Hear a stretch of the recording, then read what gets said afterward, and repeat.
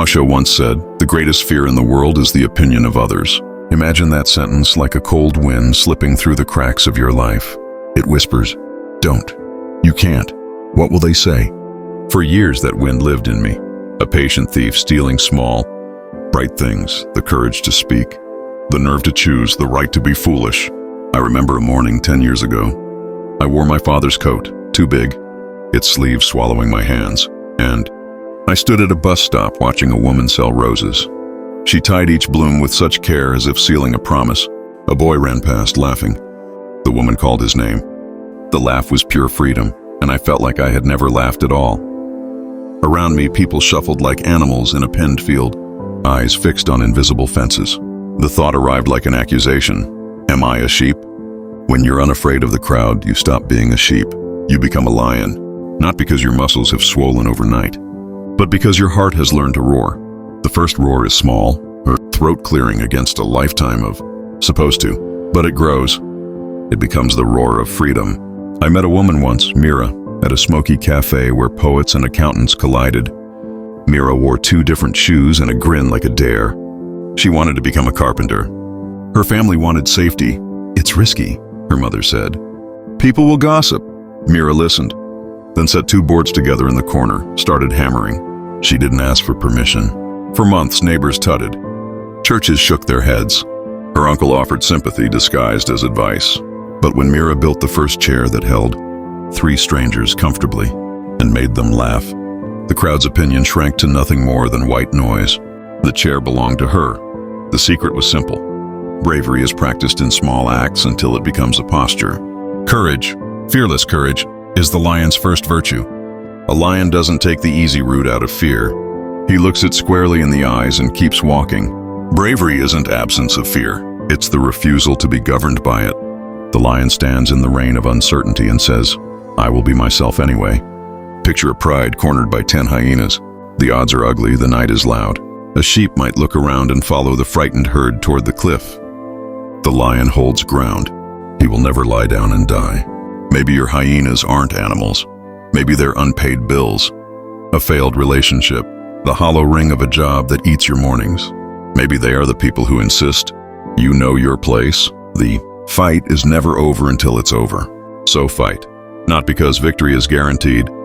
It isn't, but because surrender guarantees only one thing: a life of someone else's design. Certainty, he says, is not arrogance.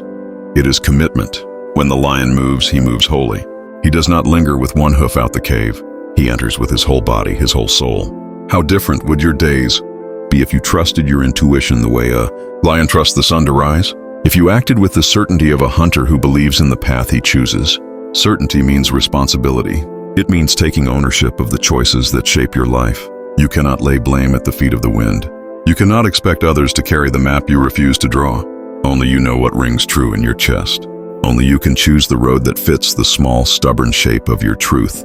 Freedom, that sacred, dangerous thing, is earned. The lion has freedom because he fights for it. His roar is not selfish. It is the sound of a boundary drawn in the earth. Freedom isn't merely doing what you want in secret. It's living so openly that your neighbors must get used to the shape of your life. Freedom requires sacrifice. There are mornings you will feel the pinch. Friends who don't understand. Lovers who mutter doubts. Parents who call out the names of safer futures.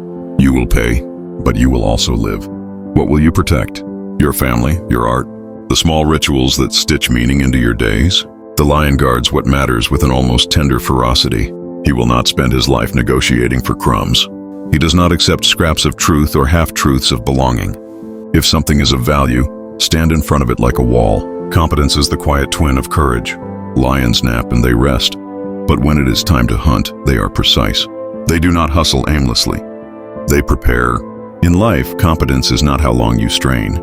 It's how well you transform your energy into value. Work with ruthless clarity.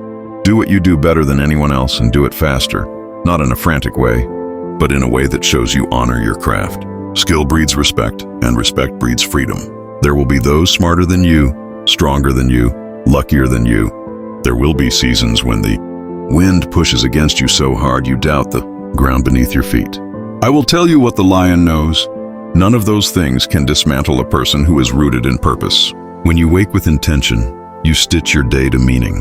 When your hands find work that matters, distractions fall away like dead leaves. You cannot defeat me, he says, not because I am invincible, but because surrender is not in my language. You will not detach me from my purpose. You will not dull the hunger in my chest. Whatever matters to me, I will pursue with a fierceness that surprises even me. I will stake claim to the life I must have. So here is the practice. Speak one truth out loud this week. Wear something that feels honest. Start a sentence with "I want" and finish it. Build one small thing, send one brave message. Refuse one demand that eats your life. Practice the roar. It will start as a whisper. Then it will become your voice. The choice is simple and brutal.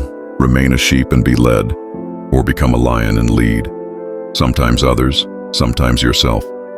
The lion is not the biggest nor the fastest. He is the one who refuses to be owned by the opinion of the crowd. He is the one who protects what matters, works with skill, loves with ferocity, and lives with freedom. He lowers his head in a small, intimate bow. Be fearless, be certain.